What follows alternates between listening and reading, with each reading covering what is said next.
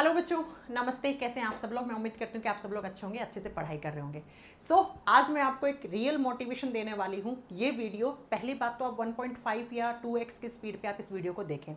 दूसरी बात, बच्चे कहते हैं मैम हम एग्ज़ाम की डेट पता नहीं है, स्पेशली रेलवे वाले बच्चे, कि मैम मोटिवेशन नहीं आ रहा है, कुछ मोटिवेशन दे दो। तो बेटा आज मैं आपको बहुत बड़ा मोटिवेशन देने वाली हूँ कि क्यों अगले 6-8 महीने आप जिस भी एग्ज़ाम की तैयारी कर रहे हैं उस एग्ज़ाम में अपने आप को 100% झकझोर दो और उस एग्ज़ाम में सिलेक्शन ले लो। क्योंकि आपको पता है 8वां वेतन आयोग लगने वाला है और 8वां वेतन आयोग लगने के बाद पैसा ही पैसा।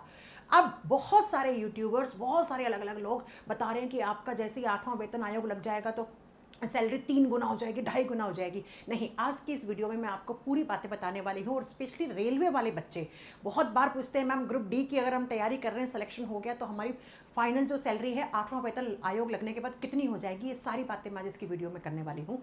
तो बेटा आज इस वीडियो में आपको रियल मोटिवेशन मिलेगा। आप सब जानते हैं बेटा कि ज़िंदगी जीने के लिए पैसा बहुत ज़रूरी है। पैसे से बढ़कर बहुत सारी चीज़ें होती हैं, लेकिन ज़िंदगी जीने के लिए पैसा भी बहुत ज़रूरी होता है।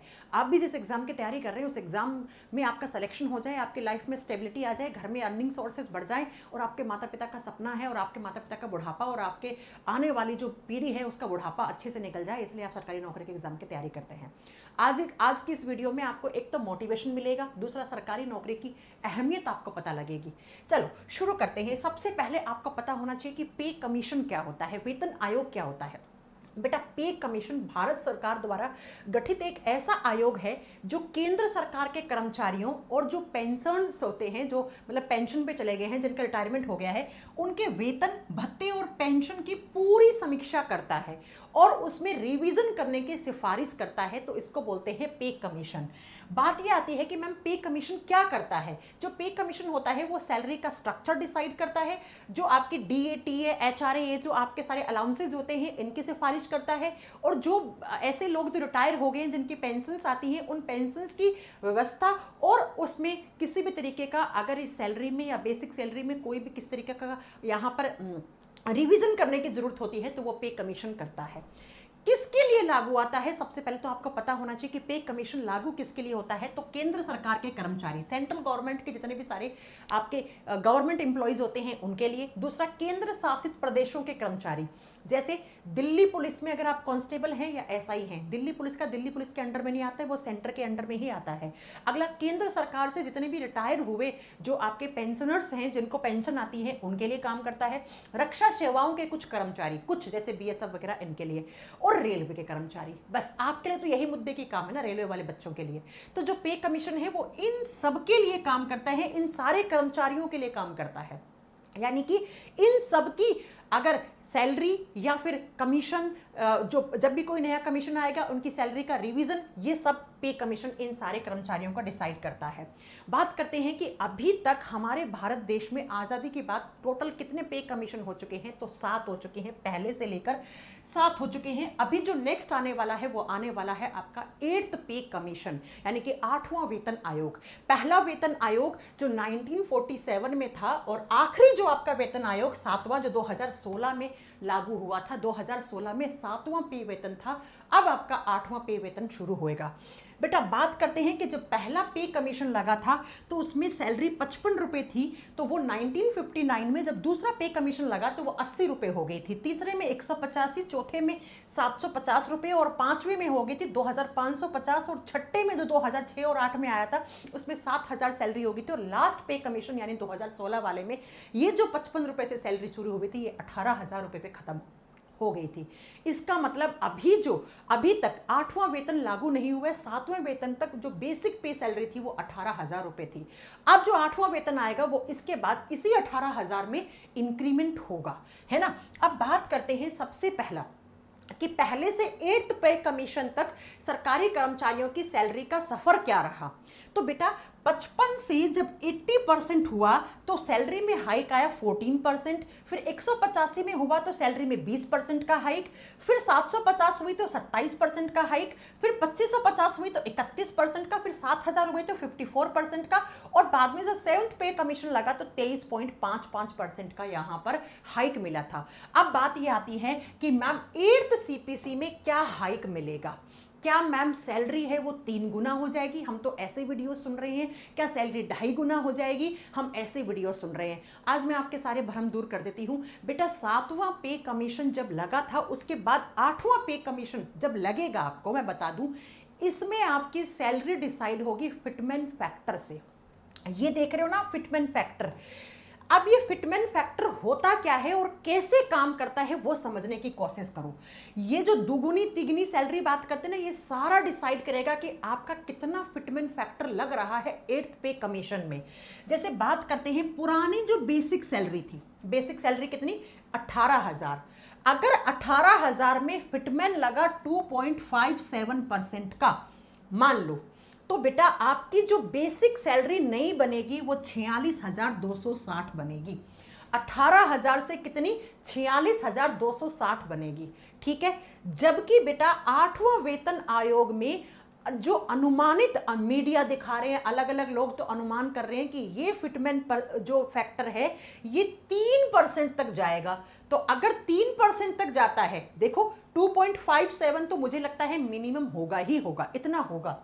तो अगर इतना होता है तो 46,260 आपकी सैलरी हो जाएगी बेसिक पे। लेकिन अगर यहीं पर 2.86 कर देती है सरकार तो इतनी सैलरी बनेगी, है ना। और अगर ये 3% हो गया तो इतनी सैलरी बनेगी। अब हम बात करते हैं कि मैम जो पिछले पे कमीशन लगे थे उस समय कितना कितना फिटमेंट फैक्टर था।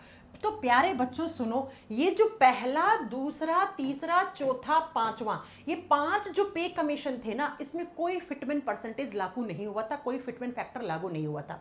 लेकिन आप देखोगे 5वें से जब 6ठा वेतन लागू हुआ था तो बेटा 1.86 का फिटमेंट फैक्टर यहां पे लागू हुआ था। यानी कि आपकी जो बेसिक सैलरी थी 18,000, इस समय 7,000 थी, तो 7,000 को गुणा कर दो 1.86 से, तो इतनी आपकी दूसरी मिनिमम न्यू सैलरी बन के आएगी। ये बेसिक पे की बात कर रही हूं मैं। तो यहां पे फिटमेंट कितना था? 1.86%। और जो लास्ट वाला 7th पे कमीशन था उसमें 2.57 का फिटमेंट परसेंटेज था। इसका मतलब मैम हम ये मान के चल लें कि अब 7वें से 8वें में हम आ रहे हैं तो 2.57 तो मिनिमम फिटमेंट फैक्टर यहां पे लागू होना ही चाहिए। जी हाँ, इतना तो मिनिमम होगा ही होगा। और अगर हम पकड़ लें कि यही 2.57 से ही अगर हमें फिटमेंट पर यहाँ पे परसेंटेज मिलता है, अगर ये यही फिटमेंट फैक्टर सरकार लागू करती है, तो बेटा आपका बेसिक सैलरी था 18,000, तो 18 को आप 2.57 से गुणा करोगे क्योंकि ये आपका फिटमेंट फैक्टर लगेगा, तो आपकी सैलरी, नई सैलरी इतनी बनेगी बेटा। ये फिटमेंट फैक्टर बेसिक सैलरी पे लागू होता है बेटा। बेसिक सैलरी आपकी 18,000 है, पुरानी बेसिक सैलरी, तो उसमें अगर इतना सरकार फिटमेंट, इतना तो लागू होगा ही होगा क्योंकि 7th पे कमीशन में भी इतना हुआ था। अब इससे अगर ये करती है सरकार 2.86 तो भैया बहुत ही बल्ले बल्ले हो जाएगी। और ये 3 वाली तो डिमांड है, ये तो केंद्र सरकार के कर्मचारियों की डिमांड है। लेकिन बेटा मांगने से तो मौत ही नहीं मिलती, आपको ही पता है, हर चीज थोड़ी ना मांगने से मिल जाती है। तो इतना सरकार के लिए पॉसिबल नहीं है करना। अगर कर दिया तो आप सोचो प्राइवेट सेक्टर का क्या हाल होगा। प्राइवेट सेक्टर में 18,000 रुपए वाले लोगों का, जो लोग प्राइवेट सेक्टर में लेवल 1 वाले लोग हैं, उनके 18 से 20,000 सैलरी है, और सरकारी सेक्टर में उन्हीं लोगों की सैलरी कितनी हो जाएगी? 54,000। तो बेटा एकदम गड़बड़ा जाएगा, प्राइवेट सेक्टर तो कोलैप्स कर जाएगा और फिर महंगाई भी बढ़ जाएगी उसी लेवल से। तो सरकार को तो बैलेंस करना है ना। तो बेटा मेरे हिसाब से ये वाला तो नहीं होगा, लेकिन हाँ ये मिनिमम है। अब इससे ऊपर भैया अगर ये मिल जाए तो बढ़िया, बल्ले बल्ले है। तो अब आप मेरी समझो मेरी बात, अगर पुरानी बेसिक सैलरी 18,000 है, उसमें ये लगा तो इतनी हो जाएगी, ये लगा तो इतनी हो जाएगी, ये लगा तो 54 हो जाएगी। अब बात क्या करते हैं बेटा, ये बेसिक पे लागू होती है, इसके अलावा डीए, एचआरए, टीए ये अलग से जुड़ते हैं, ये आपको अलग से मिलेंगे। ठीक है। ये बेसिक सैलरी पे ही फिटमेंट फैक्टर काम करता है, यानी कि आपका जो भी सैलरी बढ़ेगा वो बेसिक सैलरी पे ही फिटमेंट फैक्टर मल्टीप्लाई करके आपकी सैलरी बढ़ेगी। बात यह है कि मैम किसको फायदा मिलेगा, किसको फायदा मिलेगा? तो केंद्र सरकार की, सेंट्रल गवर्नमेंट के जितने भी सारे कर्मचारी हैं उनको फायदा मिलेगा। जो लोग पेंशन, जिनको रिटायर हो गए हैं, जैसे बीएसएफ वगैरह से जो रिटायर हुए हैं, उनको आपको पता है उनको फायदा मिलेगा। और रेलवे कर्मचारियों को, अगर आप रेलवे के एग्जाम की तैयारी कर रहे हैं तो बेटा कितना बड़ा मोटिवेशन है, सोचिए आप। सैलरी जो है वो समझो पैसा ही पैसा आने वाला है। 18,000 से डायरेक्टली आपकी अगर यही लागू होता है तो 46,000 हो गई। इसके अलावा एचआरए, डीए, टीए सब तो अलग है। तो इससे ज़्यादा मोटिवेशन क्या चाहिए आपको, लग जाओ, है ना। तो ये रेलवे कर्मचारियों पे लागू होता है, रक्षा नागरिक कर्मचारियों पे लागू होता है। अनुमानित है कि 50 लाख से भी ज़्यादा कर्मचारियों को इसका फायदा मिलने वाला है, जो अभी फिलहाल में किसी ना किसी इन सेक्टर में काम कर रहे हैं। और 65 लाख से भी ज़्यादा जो लोगों की पेंशन आती है, जो अपना गुजारा चला रहे हैं, एक टाइम पे सरकारी नौकरी करे थे, उनको मिलेगा बेटा, ठीक है। राज्य कर्मचारियों पर अभी सीधे तौर पे लागू नहीं होगा। राज्य कर्मचारियों के जब अपना जिस तरीके की स्टेट वाला जो होगा, जब उन पे लागू होगा, वो बात अलग है। अब बात करते हैं रिपोर्ट्स क्या कहती हैं, आखिर क्या मीडिया में इतना कुछ चल रहा है, कैसा क्या कितना फिटमेंट फैक्टर होना चाहिए। मीडिया अनुमान दे रही है कि 2.20% से होगा। कुछ मीडिया रिपोर्ट्स कहते हैं कि ये फिटमेंट फैक्टर है 2.2, इससे होगा। और 7th पे कमीशन जब लागू हुआ था तो मैंने कहा 2.57 फिटमेंट फैक्टर काम किया था। तो 7th पे कमीशन कहता है के हिसाब से तो भैया 2.57 तो होना ही होना चाहिए। अब हम लोगों की डिमांड, यानी कि जो सरकारी कर्मचारी हैं वो कह रहे हैं, उनके जो संगठन हैं, उनके अलग अलग जो ऑर्गेनाइजेशन है, वो कह रहे हैं हमें चाहिए 3.83 से लेकर 3.88 का फिटमेंट फैक्टर। अब मैं फिर से कहूंगी कि बेटा मांगने से तो मौत भी नहीं मिलती है ना। ऐसे डिमांड रखने से क्या होता है, आप सोचिए कि अगर इतना सरकारी और प्राइवेट सेक्टर के बीच में लेवल 1, आप सोचो सरकारी में जहां पर लेवल 1 की तनख्वाह बन रही है इसके हिसाब से 55,000 रुपये, और प्राइवेट सेक्टर में वही बंदा 18,000 बेसिक पे सैलरी पे है, तो एकदम कैसा हो जाएगा ना। समझ रहे हो आप, तुम समझ रहे हो ना। हाँ मैम, तो ये मेरे हिसाब से इतना तो नहीं होगा, लेकिन इतना 7th पे कमीशन में हुआ था तो होना चाहिए। लेकिन अभी कोई आधिकारिक घोषणा नहीं हुई है, यानी कितना फिटमेंट फैक्टर से कितना लगेगा 8th पे कमीशन में, इसकी कहीं पर भी कोई ऑफिशियल तरीके से कोई भी यहाँ पर अनाउंसमेंट नहीं है, बस अनुमान लगाए जा रहे हैं। अब बात करते हैं, अगर आपकी बेसिक सैलरी 18,000 हो, तो अगर आपकी मान लो उदाहरण के तौर पर आप लेवल 1 में जॉब कर रहे हैं, 18,000 आपकी सैलरी है, मीडिया की माने तो 18,000 इतनी थी तो अब इतनी हो जाएगी, ठीक है, क्योंकि मीडिया के लिए 2.2 से फिटमेंट फैक्टर आने वाला है। और 7th पे कमीशन के हिसाब से देखें, पिछले पे कमीशन के हिसाब से देखें तो 2.57 का फिटमेंट फैक्टर है, तो 46,260 हो जानी चाहिए। और बेटा जो कर्मचारी संगठन होते हैं वो डिमांड कर रहे हैं भैया इतनी 3.8 की, तो 18,000 से डायरेक्टली यानी कि 69,000, है ना। और कर्मचारी जो संगठन है वो कह रहे हैं कि भैया इतने से ले, ये मिनिमम होना चाहिए, और इतना कर दोगे तो बहुत ही बढ़िया, यानी 70,000 लगभग। और मेरे हिसाब से जो मुझे लगता है वो 7th पे कमीशन के हिसाब से इतना तो जाएगा ही जाएगा। अगर इतना भी जा रहा है तो आप सोचिए आपके यहाँ जो सैलरी 18,000 है वो 46,260 हो जाएगी। ये है आपका फिटमेंट फैक्टर, ऐसे काम करेगा बेटा, और ऐसे किया है पिछले 2 पे कमीशन में भी, 6ठे और 7वें में, 8वें में भी ऐसे ही होगा। अब देखना ये है कि सरकार क्या डिसीजन लेती है, इनमें से कौन सा फिटमेंट फैक्टर सरकार लागू करती है बेटा। तो अगर ये वाला लागू करती है तो देखिए आपकी सैलरी 18,000 से 46,000 सैलरी होगी। संगठनों की ये डिमांड है ना। बात समझ में आ गई मेरी। अब मैम अगर हम रेलवे के एग्जाम की तैयारी कर रहे हैं और मैम हमें मोटिवेशन नहीं आ रहा है, तो आपका रियल मोटिवेशन मेरे पीछे स्लाइड लगी हुई है बेटा। अगर आप रेलवे के अलग अलग डिपार्टमेंट में जाते हैं और आपका 8वां वेतन जो लागू हो जाएगा, तो 8वां वेतन लागू होने के बाद रेलवे के अलग अलग जो आपके पोस्ट होती हैं उनकी सैलरी बेसिक से बढ़कर कितनी हो जाएगी। आइए मैं आपको रियल मोटिवेशन देती हूँ, क्योंकि पैसे से ही मोटिवेशन आता है। Money is motivation. जो नहीं बोलते नहीं समझते उस बात को, वो बकवास लोग होते हैं, कभी ना कभी तो उनको समझना ही पड़ेगा, ठीक है। जैसे देखो, आप अगर लेवल 1 ग्रुप डी के एग्जाम की तैयारी कर रहे हैं, आप अभी तक ग्रुप डी वाले लोगों की जो मंथली सैलरी है, जो बेसिक सैलरी है वो 18,000 है, लेकिन अगर 2.6 लग जाता है तो ये सैलरी जो है वो 46,800 हो जाएगी, और इतनी तो होनी ही होनी चाहिए। लेकिन अगर यहां पर जो कर्मचारी संगठन जो डिमांड कर रहे हैं वो कह रहे हैं ये इतनी होनी चाहिए, क्योंकि फिटमेंट फैक्टर 3.83 का लगाओ मिनिमम, वो कह रहे हैं, ठीक है।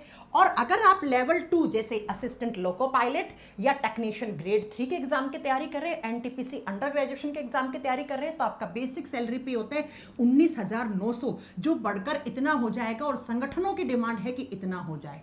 तीसरा, अगर आप लेवल 3 के एग्जाम की तैयारी कर रहे हैं, जैसे एनटीपीसी यूजी हो गया, तो इसमें हो गया बेटा आपका एनटीपीसी ग्रेजुएशन लेवल वाला हो गया, इसमें आप अंडर ग्रेजुएशन लेवल वालों के 21,700 रुपए है और जो बढ़कर 56,450 हो जाएगी। इतनी डिमांड है कर्मचारी संगठनों की।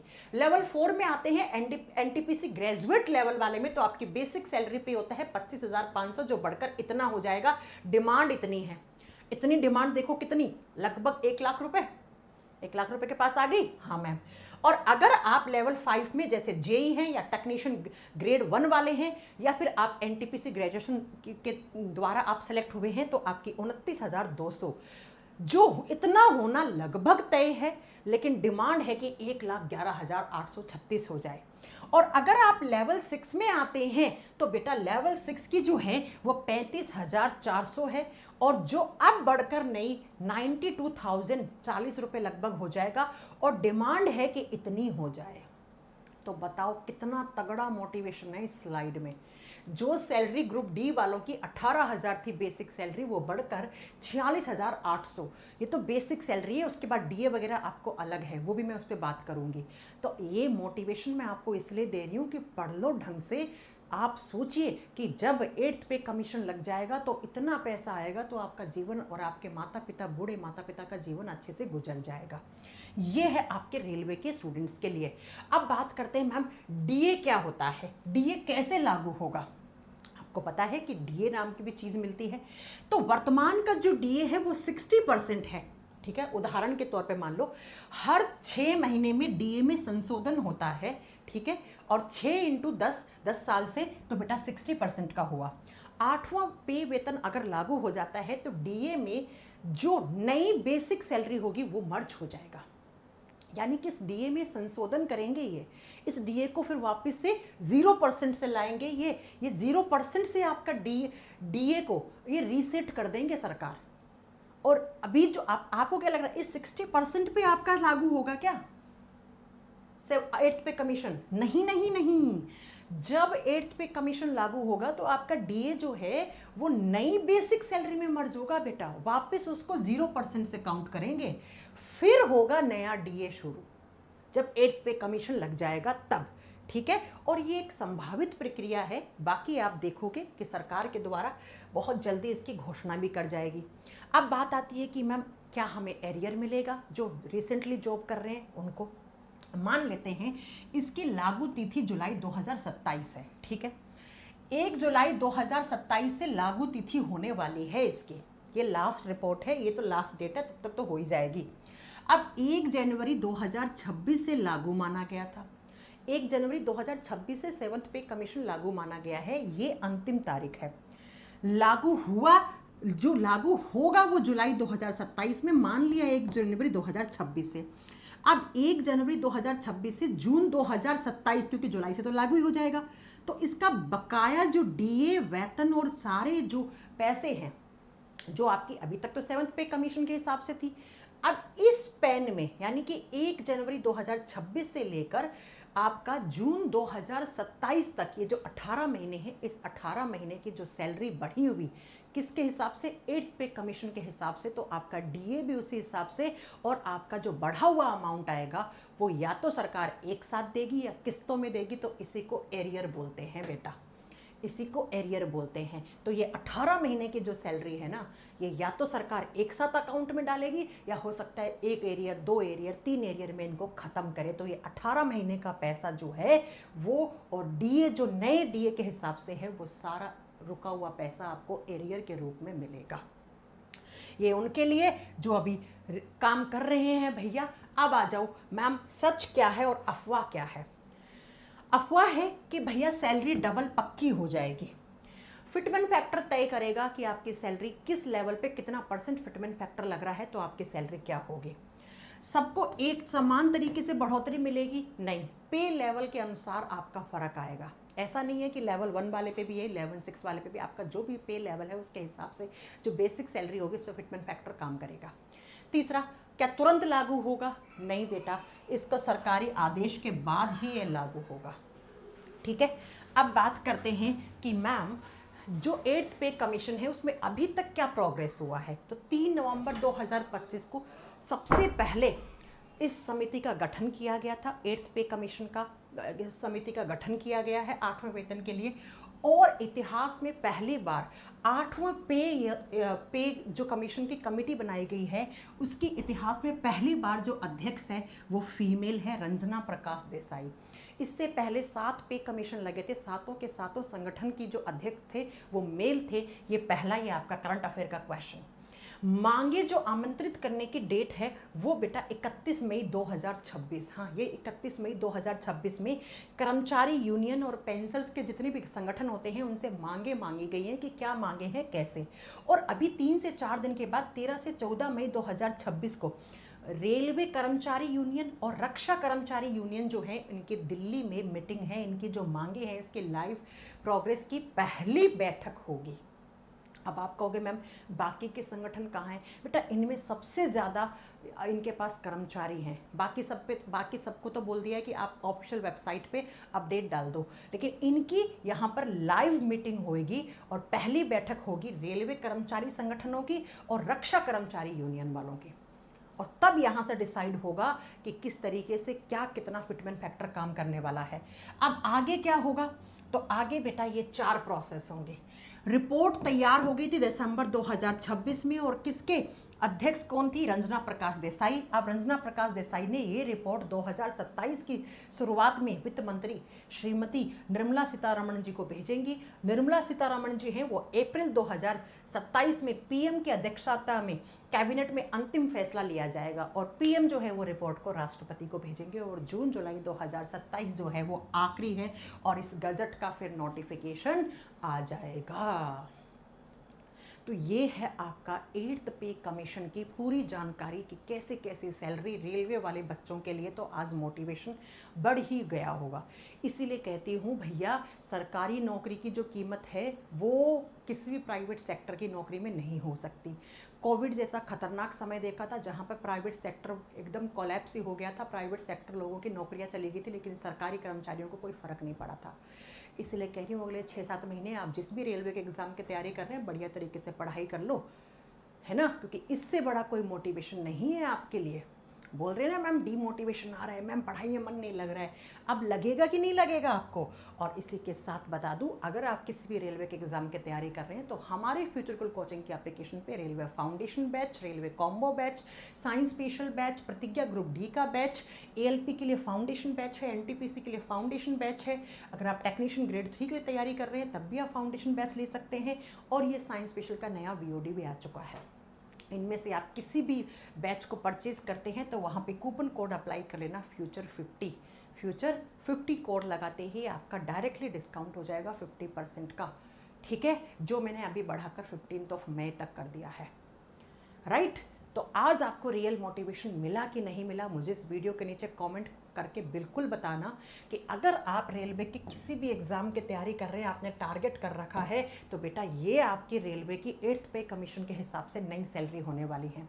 ये तो मांगे जा रही हैं रेलवे कर्मचारी संगठनों के द्वारा, लेकिन ये इतना तो होगा ही होगा। तो इससे बड़ा क्या मोटिवेशन चाहिए? जब आपको लगे किसी दिन कि मैम अब नहीं हो रही पढ़ाई, तो मैडम की ये वीडियो फिर से देख लेना और अपने जो बुजुर्ग माता पिता हैं जिनकी आंखों में सपना है कि मेरा बेटा एक दिन सरकारी नौकरी हासिल करेगा, मेरा बेटा सक्सेस होएगा, उनके लिए आप फिर से उठना, फिर से पढ़ना। ठीक है, बुढ़ापा आपके माता पिता का अच्छा जाएगा, आपकी जवानी और बचा हुआ बुढ़ापा भी आपका भी अच्छा जाएगा अगर आपने एक सरकारी नौकरी हासिल कर ली तो। एक सरकारी नौकरी पूरे घर की दुर्दशा जो होती है उसको अच्छी कंडीशन में बदलने के लिए काफ़ी होती है बेटा। ठीक है, और लड़कियों के लिए तो बहुत ज़रूरी है भैया, क्योंकि लड़कियों को पता नहीं है उनको अगले घर जाना है, कैसा मिलेगा, क्या होगा। तो भैया अपनी नौकरी अपने साथ लेकर ही जाएं, तो अलग तरीके से समाज में आपको देखा जाएगा, आपको नवाजा जाएगा और आप अपने बुढ़ापे की जिम्मेदार आप खुद होंगी बेटा। ठीक है, तो आज की इस वीडियो में मैंने आपको मोटिवेशन दे दिया। लग जाओ, बढ़िया से तैयारी करो। All the best.